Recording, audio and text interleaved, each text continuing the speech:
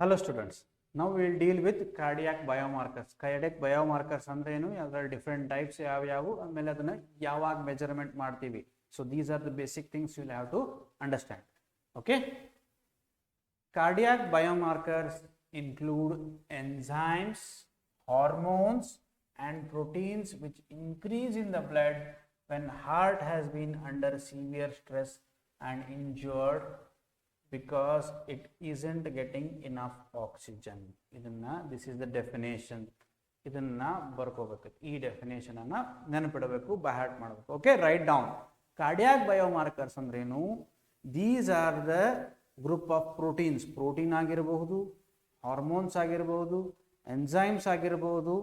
These are the ಯಾವುದೇ ಇರಬಹುದು which increase when there is a severe lack of blood supply to the heart. Okay, ಹಾರ್ಟಿನ injury ಆದರೆ, heart ಏನಾದರೂ injury ಆದರೆ, ಹಾರ್ಟಿಗೆ ಏನಾದರೂ ಧಕ್ಕೆ ಆದರೆ ಈ ಬಯೋಮಾರ್ಕರ್ಸ್ ಜಾಸ್ತಿ ಆಗ್ತವೆ ಬ್ಲಡ್ ಅಲ್ಲಿ. ಸೊ ಎದಕ್ಕೆ ಇಂಪಾರ್ಟೆಂಟ್ ಇವು ಅಂತಂದ್ರೆ, ಸೊ ಯಾವಾಗಾದರೂ ಹಾರ್ಟ್ ಅಟ್ಯಾಕ್ ಆಗಿರ್ಬೋದು, ಅಕ್ಯೂಟ್ ಕೊರೋನರಿ ಸಿಂಡ್ರೋಮ್ಸ್ ಅನ್ನೋ ಚಾಪ್ಟರ್ ಅಲ್ಲಿ ನೋಡಿದೆ ನಾವು. ಹಾರ್ಟ್ ಅಟ್ಯಾಕ್ ಆದಾಗ ಅಥವಾ ಎಂಜೈನ್ ಆದಾಗ ಹಾರ್ಟಿಗೆ ಇಂಜುರಿ ಆಗಿದೆಯೋ ಇಲ್ಲೋ, ಹಾರ್ಟಿಗೆ ತೊಂದರೆ ಆಗಿದೆಯೋ ಇಲ್ಲೋ, ಇಂಜುರಿ ಆಗಿದೆಯೋ ಇಲ್ಲೋ ಅಂತ ನಾವು ನೋಡ್ಬೇಕಂದ್ರೆ ಇಂಡೈರೆಕ್ಟ್ ಆಗಿ ಇವುದರಲ್ಲಿ ಯಾವುದಾದ್ರೂ ಒಂದು ಕಾರ್ಡಿಯಾಕ್ ಬಯೋಮಾರ್ಕರ್ ಮೆಜರ್ಮೆಂಟ್ ಇಂದ ನಮಗೆ ಗೊತ್ತಾಗುತ್ತೆ. ಮುಂದೆ ಉದಾಹರಣೆ ನೋಡಿದಾಗ ಇನ್ನಷ್ಟು ಈಸಿಯಾಗಿ ನೀವು ಅರ್ಥ ಮಾಡ್ಕೋಬಹುದು. These cardiac biomarkers can be use to diagnose a heart attack. Heart attack ಆದಂದ್ರೇನು? It is myocardial infarction. Heart attack ಆದ್ರೆ death of cardiac cells due to ischaemia. Ischaemia ಅಂದ್ರೆ ಲ್ಯಾಕ್ ಆಫ್ ಆಕ್ಸಿಜನ್ ಸಪ್ಲೈ ಇಂದ heart muscle ಅಥವಾ cardiac muscle ಏನಾದರೂ death ಆದರೆ ಆವಾಗ these cardiac biomarkers will increase. Cardiac troponins, ಅದರಲ್ಲಿ number 1 is cardiac troponin. This protein is the most commonly used biomarker. Cardiac troponin ಬಗ್ಗೆ ನಿಮಗೆ short question ಕೇಳ್ತಾರೆ, so you have to write down. Number 1 among cardiac biomarkers. Biomarker ಅಂತಂದ್ರೆ ಏನು? Blood ಅಲ್ಲಿ ಜಾಸ್ತಿ ಆಗುವಂತ ಮಾರ್ಕರಿಗೆ biomarker ಅಂತ ಹೇಳ್ತೀವಿ. ಓಕೆ, ಅದರಲ್ಲಿ ಈಗ ಕಾರ್ಡಿಯಾಕ್ ಬಯೋಮಾರ್ಕರ್ ಅಲ್ಲಿ ಮೋಸ್ಟ್ ಕಾಮನ್ಲಿ ಯೂಸ್ಡ್ ಬಯೋಮಾರ್ಕರ್ ಯಾವುದು? Cardiac troponin. It has the highest sensitivity. Sensitivity ಅಂದ್ರೆ ಏನು? ಸ್ಪೆಸಿಫಿಸಿಟಿ ಅಂದ್ರೆ ಏನು? ಓಕೆ, ಇವೆಲ್ಲ ನಾವೆಲ್ಲಿ ನೋಡ್ತೀವಿ? ಕ್ವಾಲಿಟಿ ಕಂಟ್ರೋಲ್ ಚಾಪ್ಟರ್ ಅಲ್ಲಿ ನೋಡ್ತೀವಿ. So sensitivity, this has the highest known sensitivity. Sensitivity, specificity ಎರಡದ್ರ ಬಗ್ಗೆ ನೋಡೋಣ. ಇದು in a quality control chapter. It enters into the bloodstream soon after the heart attack. Heart attack ಆದ ನಂತರ immediately ಅದು blood ಅಲ್ಲಿ ಜಾಸ್ತಿ ಆಗುತ್ತೆ, ಅದರ ಲೆವೆಲ್ ಬ್ಲಡ್ ಅಲ್ಲಿ ಜಾಸ್ತಿ ಆಗುತ್ತೆ. It also stays in the bloodstream days after all other biomarkers go back to normal range. ಏನಂತಂದ್ರೆ ಲಾಸ್ಟಿಗೆ ಒಂದು ಸ್ಲೈಡ್ ಅಲ್ಲಿ ಗೊತ್ತಾಗತ್ತೆ ನಿಮಗೆ. So different biomarkers will increase. ಬೇರೆ ಬೇರೆ ಬಯೋಮಾರ್ಕರ್ಗಳ ಲೆವೆಲ್ ಜಾಸ್ತಿ ಆಗ್ಲಿಕ್ಕೆ ಸ್ಟಾರ್ಟ್ ಆಗುತ್ತೆ. ಅವು ಎಲ್ಲಾನು ಒಂದು ಪೀಕಿಗೆ ಬಂದು ಮತ್ತೆ ಬ್ಲಡ್ ಅಲ್ಲಿ ಲೆವೆಲ್ ಕಡಿಮೆ ಆಗುತ್ತೆ. But cardiac troponins stay for a longer duration. Heart attack ಆಗಿ ಜಾಸ್ತಿ ಟೈಮ್ ವರೆಗೂ ಬ್ಲಡ್ ಅಲ್ಲಿ ಕಾಣಿಸಿಕೊಳ್ಳುವಂತ biomarker cardiac troponin. 2 forms of troponin may be measured. Troponin T ಮತ್ತೆ troponin I. Trop T, trop I ಅಂತ ಹೇಳ್ತೀವಿ. Troponin I is highly specific to the heart. Specific ಅಂತಂದ್ರೆ sensitivity and specificity. Again as I told you, ಈಗ high the test has got high sensitivity ಅಂತಂದ್ರೆ ಅದು positive ಬಂದ್ರೆ ಇದು guarantee ಇದ್ದಂಗೆ. Okay, so specificity ಅಂತಂದ್ರೆ it is very specific to that only. Okay, ಅಂದ್ರೆ troponin I heart attack ಆದಾಗ ಮಾತ್ರ ಜಾಸ್ತಿ ಆಗುತ್ತೆ, ಬೇರೆ ಯಾವುದು ಇದರಲ್ಲಿ ಆಗಲ್ಲ. So it is specific to the heart. It is specificity. Troponins are a complex of 3 protein subunits, namely TROP-C, TROP-T and TROP-I, located on the thin filaments of skeletal muscle and cardiac muscle. Okay, these are the complex of 3 proteins. These cardiac troponin andre, these are the complex of 3 proteins. 3 different protein subunits, TROP-C, TROP-T ಮತ್ತೆ TROP-I. ಇದೆಲ್ಲ ಬೇಕಾದ್ರೆ answer ಬರಲಿಕ್ಕೆ ಬೇಕು ನಿಮಗೆ. ಅವಷ್ಟು points major ನೀವು ಬರೀಬೇಕು. ಇದನ್ನು ಕೂಡ ನೆನಪಿಟ್ಕೊಂಡ್ರೆ ಒಳ್ಳೆಯದು. Isoforms of TROP-C is identical in skeletal muscle and cardiac muscle. Trap C ಏನಿದೆಯಲ್ಲ ಹಾರ್ಟ್ ಮಸಲ್ ಅಲ್ಲಿ ಮತ್ತೆ ಸ್ಕೆಲೆಟಲ್ ಮಸಲ್ ಅಲ್ಲಿ ಎರಡು ಕಡೆ ಸೇಮ್ ಇರುತ್ತೆ. ಸೊ ಹಿಂಗಾಗಿ ನಾವು trop C measurement, trop C levels, troponin C level ಜಾಸ್ತಿ ಆದ್ರೆ ಈವನ್ ಸ್ಕೆಲೆಟಲ್ ಮಸಲ್ಗೂ ಡ್ಯಾಮೇಜ್ ಆದ್ರೆ ಟ್ರಾಪ್ ಸಿ ಲೆವೆಲ್ ಜಾಸ್ತಿ ಆಗುತ್ತೆ. ಹಿಂಗಾಗಿ ನಾವು ಟ್ರಾಪ್ ಸಿ ನ ಸೆನ್ಸಿಟಿವ್ ಸ್ಪೆಸಿಫಿಕ್ ಅಂತ ಹಿಡ್ಕೊಳ್ಳಲ್ಲ. Trop C is extremely specific for cardiac injury. ಅಂದ್ರೆ ಇಟ್ ಇಸ್ ನಾಟ್ ಎಕ್ಸ್ಟ್ರೀಮ್ಲಿ ಅಂತಂದ್ರೆ ಹಿಂಗಾಗಿ because it is present in skeletal as well as cardiac, skeletal muscle ಮತ್ತೆ ಕಾರ್ಡಿಯಾಕ್ ಮಸಲ್ ಎರಡರಲ್ಲೂ ಇರೋದ್ರಿಂದ ಅದು ಸ್ಪೆಸಿಫಿಕ್ ಆಗಲ್ಲ. The isoforms of troponin III and troponin I differ in the skeletal and cardiac muscle, thus are extremely specific for cardiac necrosis. Trop T ಮತ್ತೆ trop I ಏನಿದಾವಲ್ಲ, so these are specific to the heart. Trop T is present chiefly in the bound form to the contractile elements of myocardial cells. However, it is also present in free form in the cytoplasm. Trop T exhibits a dual release initially of the cytoplasmic component and later of the bound component. Okay, so that is the reason it is also present in the cytoplasm. That is why we measure trop I. Okay, trop I is very specific to the heart. Trop I is extremely specific to the cardiac muscle and not isolated from skeletal muscle. It is very specific to the heart. Heart allೇ ಜಾಸ್ತಿ ಆಗುತ್ತೆ. So these are the points you have to remember. Absolute specificity makes it ideal marker for myocardial injury. ಏನಿದರ ಅರ್ಥ ಅಂತಂದ್ರೆ because ಕೇವಲ heart attack ಅಲ್ಲಿ ಹಾರ್ಟಿನಲ್ಲಿ ಮಾತ್ರ ಇರೋದ್ರಿಂದ trap I levels ಜಾಸ್ತಿ ಆದರೆ it is considered ideal marker for the heart attack.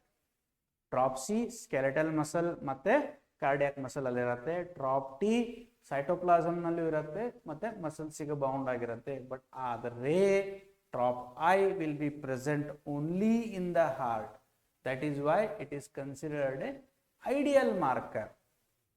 They are released into the circulation 6 to 8 hours after the myocardial injury, peak at 12:24 and remain elevated for 7 days. ಈ point ನೆನಪಿಟ್ಕೊಳ್ರಿ, ಅರ್ಥ ಮಾಡ್ಕೊಳ್ರಿ. Heart attack ಆಗಿ 6 to 8 hours 6 ರಿಂದ 8 ಗಂಟೆಗಳ ಕಾಲದಲ್ಲಿ release ಆಗುತ್ತೆ blood ಅಲ್ಲಿ.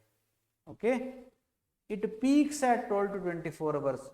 ಅಂದರೆ ಇಲ್ಲಿ ಹಾರ್ಟ್ ಅಟ್ಯಾಕ್ ಆದರೆ 6 to 8 ಅವರ್ಸಿಗೆ ಕಾಣ್ಕೊಳ್ಳುತ್ತೆ, ಅರೌಂಡ್ 24 ಅವರ್ಸಿಗೆ ಜಾಸ್ತಿ ಆಗತ್ತೆ, 7 ದಿವಸದವರೆಗೂ ಅಪ್ ಟು 7 to 10 days ಅದು ಬ್ಲಡ್ ಅಲ್ಲಿ ಕಾಣಿಸ್ಕೊಳ್ಳುತ್ತೆ. ಓಕೆ, ಇದು ಹಾರ್ಟ್ ಅಟ್ಯಾಕ್ ಇಲ್ಲಾಗಿದೆ 6 to 8 hours ಅಲ್ಲಿ ಜಾಸ್ತಿ ಆಯಿತು ಅಂದ್ರೆ ನಾನು ಏನು ಹೇಳ್ತಾ ಇದ್ದೀನಿ ಅಂತಂದರೆ, ಈಗ ಒಬ್ಬ ಪೇಷಂಟು ನನಗೆ ನಿನ್ನೆ ಹಾರ್ಟ್ ಅಟ್ಯಾಕ್ ಆಗಿದೆ ಸರ್, ಹಾರ್ಟ್ ಅಟ್ಯಾಕ್ ಆಗಿರ್ಬೋದೇ ನೋಡ್ರಿ ಅಂತ ಬಂದರೆ, ಓಕೆ 24 hours ಆದಮೇಲೆ ಬಂದರೆ ನಾವು ಟ್ರಾಪ್ ಐ ಲೆವೆಲ್ಸ್ ಮೆಜರ್ ಮಾಡಿ ಅಕಸ್ಮಾತ್ ನೆಗೆಟಿವ್ ಇದ್ದರೆ ಅವನಿಗೆ ಹಾರ್ಟ್ ಅಟ್ಯಾಕ್ ಆಗೋ ಚಾನ್ಸಸ್ ಇಲ್ಲ ಅಂತ ಅರ್ಥ. ಓಕೆ, ಒಬ್ರು ಯಾರು ಹೇಳೋದು ಅಕಸ್ಮಾತ್ ಸರ್ ನಮ್ಗೆ ನಿನ್ನೆ ಭಾಳ ಚೆಸ್ಟ್ ಪೇನ್ ಆಗಿತ್ತು, ಹಾರ್ಟ್ ಅಟ್ಯಾಕ್ ಆಗಿರಬಹುದೇನೋ ನೋಡ್ರಿ ಅಂತಂದರೆ, so it is unlikely that he has got A heart attack. Okay, ಈಗ ಹಾರ್ಟ್ ಅಟ್ಯಾಕ್ ಆಗಿದೆ ಅಂತ ಯಾರಾದರೂ ಬಂದರೆ within 6 to 8 hours it will increase. ಅಂದರೆ ಈಗ ನಿನ್ನೆ ಹಾರ್ಟ್ ಅಟ್ಯಾಕ್ ಆಗಿರಬಹುದೇನೋ ನೋಡಿ ಡಾಕ್ಟ್ರೆ ಅಂತ ಬಂದರೆ we will know whether it is actually a heart attack or not by measuring trop I levels. Next biomarker is CKMB. This is subtype of creatine kinase. CKMB rises 4 to 6 hours after the heart attack, but it is back to normal in a day or two. Within 4 to 6 hours, 4 ರಿಂದ 6 ಗಂಟೆಗಳ ಕಾಲದಾಗ it will increase. ಈಗ heart attack ಆದಮೇಲೆ within 4 hours it will increase, but it is back to normal within a day or two. CK is an enzyme, creatinine kinase. ಅಂದರೆ ನಾವು CKMB ಇಲ್ಲಿ ಬರುತ್ತೆ. CK is an enzyme that is found primarily in the cardiac muscle and skeletal muscle. ಮಸಲ್ಗಳಲ್ಲಿ cardiac muscle ಮತ್ತು skeletal muscle ಅಲ್ಲಿ ಇರುತ್ತೆ. creatinine kinase is an enzyme. This enzyme has got 3 types, 3 isoenzymes, MM, MB and BB. ಅಂದರೆ CKMM, CKMB, CKBB ಅಂತ 3 different isoenzymes. CKMM is present only in the skeletal muscle. CKMB is present in the cardiac muscle. CKBB is the total fraction of total CK. Okay, is the brain fraction. Right? So ನಾವು ಯಾವ್ದು measure ಮಾಡಬೇಕು, heart attack ಆಗಿದೆಯೋ ಇಲ್ಲ ನೋಡ್ಬೇಕಂದ್ರೆ CKMB measurement ಮಾಡಬೇಕು, right. CKMB rises in the serum at 4 to 9 hours after the onset of chest pain, peaks at 24 hours and returns to baseline within 48 to 72 hours. One advantage of CKMB over troponins is the early rise. ಈಗ heart attack ಆಗಿ within 2-3 hours ಏನಾದರೂ patient ಬಂದರೆ trop I ಜಾಸ್ತಿ ಆಗಲ್ಲ, ಆವಾಗ ನಾವು CKMB measurement ಮಾಡ್ತೀವಿ. And within 48 hours it will go back to normal. Next biomarker, myoglobulin. This is a small protein that stores oxygen. It is measured occasionally, rarely ನಾವು measure ಮಾಡ್ತೀವಿ. Sometimes measured in addition to troponin I. It is also not very specific for finding the heart attack. It is not very specific in finding the heart attack. But ನಿಮಗೆ question ಅಲ್ಲಿ mention the cardiac biomarkers ಅಂತ ಪ್ರಶ್ನೆ ಬಂದಾಗ ನೀವು ಎಲ್ಲಾನು ಬರೀಬೇಕು. That is myoglobulin. MYO is a small cytoplasmic oxygen binding protein found in skeleton as well as cardiac muscle. It is released early into the serum 1 hour after onset of myocardial injury. ಕೇವಲ 1 ಗಂಟೆಗಳ ಕಾಲದಲ್ಲಿ it will increase and it will decrease within 4 to 12 hours and return to baseline within one day ಹೋಗ್ಬಿಡುತ್ತೆ. Major disadvantage is lack of specificity. It is not specific. Heart muscle ಗೆ specific ಇಲ್ಲ and it is also present in skeletal muscle. Serum levels of MIO can be used to rule out myocardial infarction. Right? Other biomarkers, ಬೇರೆ different biomarkers ನಿಮಗೆ exam ಅಲ್ಲಿ ಬರಲಿಕ್ಕೆ ನೆನಪಿಟ್ಕೋಬೇಕಾದ್ರೆ heart fatty acid binding protein, BNP, IMA, ischemia modified albumin, growth differentiation factor 15, GDF15, popeptin, F2 isoproteinases.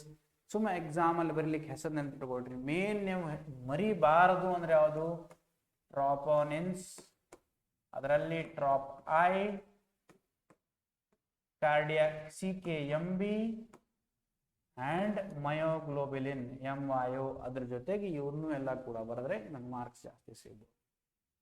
So ಈ ಥರ, right. Whenever there is a heart attack, ಇಲ್ಲಿ heart attack ಆಗಿದೆ ಅಂತ ಅನ್ಕೋಣ, ಇಲ್ಲಿ ಹಾರ್ಟ್ ಅಟ್ಯಾಕ್ ಆದಾಗ all these will increase. This is trop I, cardiac troponin I, CKMB, myoglobulin. Cardiac troponin I will remain till 7 to 10 days. CKMB ಇಲ್ಲಿ peak ಆಗಿ it will stay till maximum till 6 days, generally within 48 hours, and this myoglobulin within 1 day, 1 or 2 days. Okay, so this chart you have to remember, note it down, ಬರ್ಕೊಂಡು ಇಟ್ಕೊಳ್ಬೇಕು. Okay, this is all about cardiac markers or cardiac biomarkers. This is an important topic for technicians as well as nursing staff as well as any other paramedical staff. You should understand and know about cardio biomarkers. ಯಾವುದು specific ಆಗಿದೆ, ಯಾವುದು sensitive ಆಗಿದೆ, ಯಾವುದು ಎಷ್ಟು ದಿವಸದವರೆಗೂ measure ಮಾಡಬಹುದು ಅಂತ ಅನ್ನೋದು. This chart is very important. Cardiac biomarker 5 mark question ಬಂದರೆ ಡೆಫಿನೇಷನ್ ಬರೀಬೇಕು, ಡಿಫ್ರೆಂಟ್ ಟೈಪ್ಸ್ ಆಫ್ ಬರೀಬೇಕು, ಮತ್ತು ರೈಸ್ ಯಾವಾಗ ಆಗುತ್ತೆ, ಪೀಕ್ ಯಾವಾಗ ಆಗುತ್ತೆ, ಬ್ಯಾಕ್ ಟು ನಾರ್ಮಲ್ ಯಾವಾಗ ಆಗುತ್ತೆ, ಈ ಚಾರ್ಟನ್ನು ನೆನಪಿಟ್ಕೊಳ್ಳೋಕೆ ಪ್ರಯತ್ನ ಮಾಡಿರಿ. ಸುಮ್ಮನೆ ಯಾವುದೋ ಒಂದು ನಂಬರ್ ಹಾಕೋದಲ್ಲ, ಯಾವಾಗ ಎಂಡ್ ಆಗತ್ತೆ ಅನ್ನೋ ನೀವು ನೆನಪಿಟ್ಕೋಬೇಕು. ಈ ಥರ ಬರೀಲಿಕ್ಕೆ ಆಗಲಿಲ್ಲ ಅಂದರೆ ಈ ಚಾರ್ಟನ್ನು ಆದರೂ ನಿಮಗೆ ಬರಲಿಕ್ಕೆ ಬರಬೇಕು. Thank you.